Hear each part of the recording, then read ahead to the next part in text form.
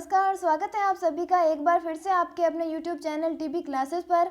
हमारे पिछले वीडियो में एक कमेंट आया कि शिलालेख से किस प्रकार के प्रश्न पूछे जाते हैं। तो आज की वीडियो में हम यही देखेंगे कि शिलालेख होते क्या हैं और इनसे कैसे प्रश्न बनते हैं। तो वीडियो को पूरा देखें। चलिए स्टार्ट करते हैं। सबसे पहले हम ये देखेंगे कि शिलालेख और अभिलेख होते क्या हैं। तो फ्रेंड, जो शिलालेख और अभिलेख होते हैं उनसे हमेशा इतिहास की जानकारी हमें प्राप्त होती है। आगे बात करेंगे, जो शिलालेख होते हैं वो शिलाओं पर, भवनों और गुफाओं की दीवारों, स्तंभों, मठों, तालाब व बावड़ी की दीवारों और मूर्तियों पर लिखे जाते हैं, जो कि अपरिवर्तनशील होते हैं। यानी आप समझते हो कि जब हम पत्थर पर कुछ लिखते हैं तो वो अपरिवर्तनशील होता है। क्लियर। इसके अलावा फ्रेंड्स, ये मोस्ट इम्पोर्टेंट नोट्स है, तो आप ये तो ज़रूर याद कर लेना। सीधा सीधा प्रश्न पूछा जाता है। तो पहला पॉइंट तो हमारा ये है कि भारत में संस्कृत भाषा का प्रथम अभिलेख शक शासक रुद्रदामन का जूनागढ़ अभिलेख है। ये आपको याद रखना है कि हमारे भारत में संस्कृत भाषा का पहला अभिलेख कौन सा है, तो रुद्रदामन का जूनागढ़ अभिलेख। इसके बारे में हम आगे वीडियो में पूरी डिटेल देखेंगे। इसके अलावा दूसरा पॉइंट है कि भारत में शिलालेखों के लिए कौन से शासक प्रसिद्ध है, तो अशोक, जो कि मौर्य वंश से संबंधित हैं। Clear friends. चलिए नेक्स्ट देखते हैं।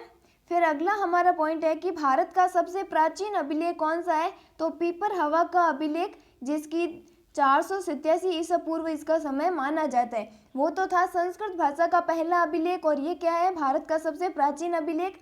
तो आपको याद रखना है कौन सा है, पीपर हवा का अभिलेख। और अगर इसकी तिथि की बात की जाए तो 487 ईसा पूर्व।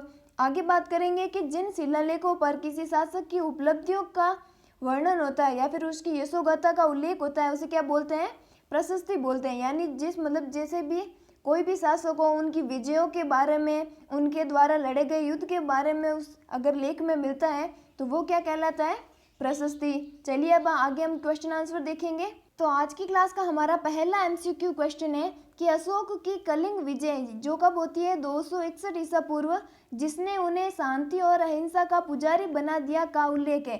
तो फ्रेंड्स, आप समझ गए होंगे कि मतलब शिलालेखों से कैसे प्रश्न बनते हैं कि कौन सी घटना की जानकारी हमें किस शिलालेख से प्राप्त होती है। इस क्वेश्चन में हमें पूछा है कि अशोक की कलिंग विजय जिसने उन्हें शांति और अहिंसा का पुजारी बना दिया, ऐसा किस शिलालेख में मिलता है। तो क्वेश्चन का राइट आंसर क्या हो जाएगा, ऑप्शन नंबर 3, यानी अशोक के 13वां शिलालेख में इसकी जानकारी मिलती है। Clear friends. चलिए नेक्स्ट क्वेश्चन। अगला क्वेश्चन है हमारा कि किस स्थान से प्राप्त शिलालेख में अशोक द्वारा इंगित 7 बौद्ध पुस्तकों का उल्लेख मिला है। तो आप समझ गए होंगे कि कौन सी घटना का उल्लेख किस शिलालेख से मिलता है और वो शिलालेख कहाँ का है। ऐसे ही क्वेश्चन बनते हैं। तो इस क्वेश्चन का राइट आंसर क्या हो जाएगा, ऑप्शन नंबर 3, बैराट। ठीक है फ्रेंड्स, जो कि कहाँ पर है, राजस्थान राज्य में। आगे बात करेंगे फ्रेंड्स, हम थोड़ा कलिंग विजय के बारे में आगे डिटेल से इस वीडियो में देखेंगे, तो वीडियो को पूरा देखना है। अगला क्वेश्चन नंबर 3 कि किस अभिलेख में अशोक स्पष्टतः बुद्ध, धम्म और संघ का अभिवादन करता है। मोस्ट इंपॉर्टेंट क्वेश्चन है, काफ़ी बारी पूछा गया है कि किस अभिलेख में अशोक जो है वो बुद्ध, धम्म और संघ का अभिवादन करता है। तो इस क्वेश्चन का राइट आंसर हो जाएगा ऑप्शन नंबर 1, बाबू शिलालेख, और इसके बारे में भी हम आगे वीडियो में देखेंगे। वैसे तो फ्रेंड्स, शिलालेख ऐसे होते हैं कि जैसे हम किसी भी वंश के बारे में पढ़ते हैं ना, जैसे हम मौर्य वंश के बारे में पढ़ते हैं, तो उसी के अंदर हम इन शिलालेखों के बारे में पढ़ते हैं। अलग से कोई टॉपिक नहीं है, फिर भी मैं आपको बता रही हूँ। फिर आगे हम देखेंगे कलिंग युद्ध, कलिंग के युद्ध बारे में काफ़ी सारे क्वेश्चन बनते हैं, तो मैंने सोचा इसी में बता दूँ। तो जो कलिंग का युद्ध होता है वो फ्रेंड्स होता कब है, 261 ईसा पूर्व, जो कि मौर्य सम्राट अशोक और कलिंग के राजा के मध्य लड़ा गया था। ठीक है फ्रेंड्स, और राजा का नाम क्या था, पद्मनाभन। तो ये तो आपको याद रखना है कि कलिंग का युद्ध 261 ईसा पूर्व अशोक और कलिंग के राजा के मध्य हुआ था। अब होता क्या है कि इस युद्ध के बाद जो अशोक है वो बौद्ध धर्म के अनुयायी हो गए। यानी क्वेश्चन ये भी बनेगा कि अशोक ने बौद्ध धर्म किस युद्ध के बाद में अपनाया, तो कलिंग युद्ध के बाद में। फिर नेक्स्ट क्वेश्चन ये बनेगा कि अशोक के अधिकांश अभिलेख 3 भाषाओं में लिखे गए हैं, और उन भाषाओं को आपको याद रखना है कौन कौन सी, एक तो प्राकृत भाषा, एक यूनानी और एक आरमाइक भाषा। फिर आगे है कि प्राकृत शिलालेख मुख्य रूप से कौन सी लिपि में लिखे गए, तो खरोष्टी और ब्राह्मी लिपि। क्लियर हुआ फ्रेंड्स आपको कलिंग युद्ध के बारे में। तो चलिए आगे हम और क्वेश्चन आंसर देखेंगे कि निम्नलिखित में से किस शहर में अशोक के शिलालेख नहीं मिले। तो इस क्वेश्चन का राइट आंसर हो जाएगा पाटलिपुत्र जो शहर है उसमें अशोक के शिलालेख नहीं मिले हैं। फ्रेंड्स, दिल्ली पुलिस कांस्टेबल के मेरे चैनल पर और भी काफ़ी सारे वीडियो अपलोड किए गए हैं, तो आप वो भी ज़रूर देखना। चलिए फिर आगे क्वेश्चन है, क्वेश्चन नंबर 5 कि अशोक के शिलालेखों में प्रयुक्त भाषा। तो अभी हमने पढ़ी कि अशोक के शिलालेखों में प्रयुक्त जो मुख्य भाषा थी वो कौन सी थी, तो ऑप्शन नंबर बी राइट, प्राकृत भाषा। ठीक है फ्रेंड्स।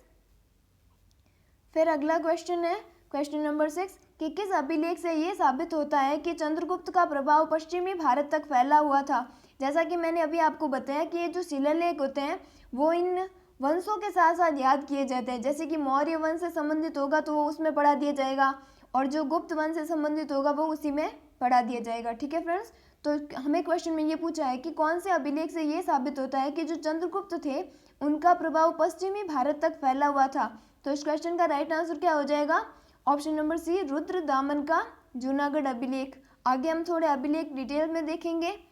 तो फिर अगला हमारा क्वेश्चन है, क्वेश्चन नंबर 7 कि केवल वह स्तंभ जिसमें अशोक ने स्वयं को मगध का सम्राट बताया।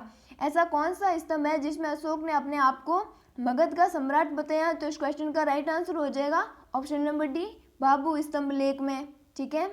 अब ये थोड़े हैं इंपॉर्टेंट है, इसलिए आप ये ज़रूर देखना कि सबसे पहले तो हम देखेंगे बाबू शिलालेख के बारे में। इसे बाबरू शिलालेख भी बोला जाता है। ये मिलता कहाँ पर है, तो राजस्थान के जयपुर में एक बैराट या फिर विराट नगर स्थान है, वहाँ से ये प्राप्त किया गया। और इसमें क्या होता है कि अशोक ने बौद्ध धर्म का वर्णन किया। फिर अगला पॉइंट है कि यह शिलालेख अशोक के बौद्ध धर्म के अनुयायी होने का सबसे बड़ा प्रमाण है।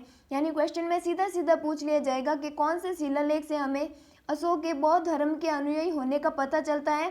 तो हमारा आंसर क्या हो जाएगा, बाबू शिलालेख से। फिर आगे है कि यह अशोक के शिलालेखों में से एकमात्र ऐसा शिलालेख है जो कि कौन सी, बेलनाकार आकृति का है। Clear friends.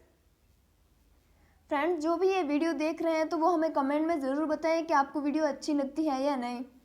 फिर अगला क्वेश्चन है हमारा कि अशोक के शिलालेखों को पढ़ने वाला प्रथम अंग्रेज कौन था।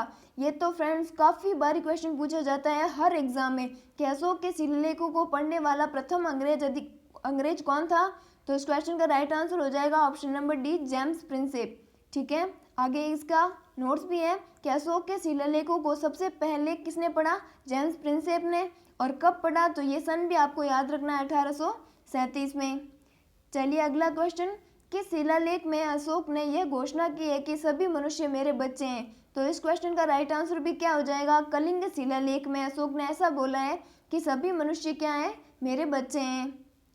फिर नेक्स्ट क्वेश्चन, स्कंदगुप्त को किस स्तंभ लेख में शक्रोपम कहा गया।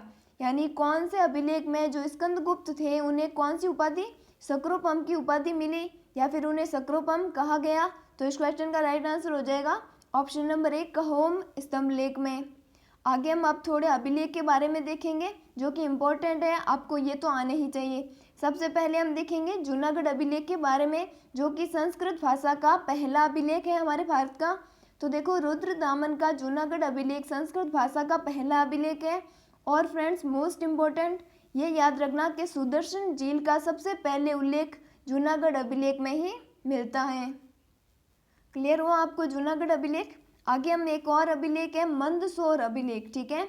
इसमें क्या होता है कि यशोधर्मन और विष्णु धर्म का मंदसौर अभिलेख है। मंदसौर अभिलेख किसका है, यशोधर्मन और विष्णुवर्धन का। यह मध्य प्रदेश के मंदसौर में स्थित एक शिलालेख है जो कि संस्कृत भाषा और गुप्त लिपि में है। ठीक है फ्रेंड्स, मंदसौर शिलालेख कहाँ का है, एमपी का है, जिसकी भाषा क्या है, संस्कृत, और लिपि कौन सी है, गुप्त लिपि। चलिए नेक्स्ट, फिर अगला है कि प्रयाग प्रशस्ति। इससे भी काफ़ी सारे क्वेश्चन पूछे जाते हैं कि प्रयाग प्रशस्ति, तो जो सम्राट थे समुद्रगुप्त। ठीक है फ्रेंड्स, तो सम्राट समुद्रगुप्त के दरबारी कवि कौन थे, हरिशेन, उनके द्वारा रचित ये प्रयाग प्रशस्ति है। इस लेख को समुद्रगुप्त द्वारा 370 ईस्वी में कौशाम्बी से लाए गए अशोक स्तंभ पर खुदवाया गया था। फ्रेंड्स, अगर मैं वीडियो की सबसे इम्पोर्टेंट पॉइंट कहूँ ना तो यही है, प्रयाग प्रशस्ति से काफ़ी सारे क्वेश्चन बनते हैं।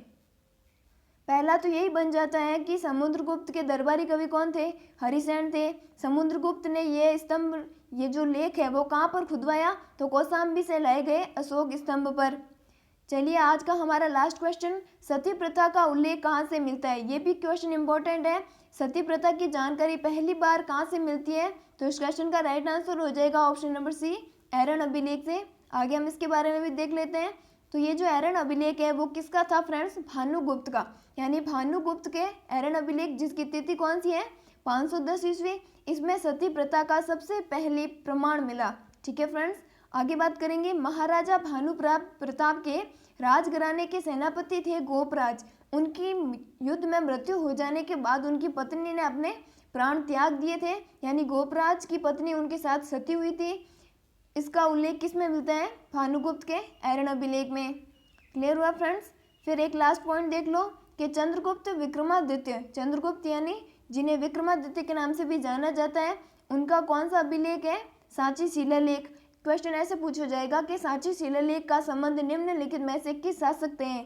तो हमारा राइट आंसर क्या हो जाएगा? चंद्रगुप्त द्वितीय से। ये एक सांची में स्थित अभिलेख है। इसमें चंद्रगुप्त विक्रमादित्य द्वारा एक बौद्ध प्रतिष्ठान को दान देने का उल्लेख है। फ्रेंड्स, इसके अलावा भी चंद्रगुप्त से एक और संबंधित है अभिलेख, वो है मेहरौली स्तंभलेख। ठीक है।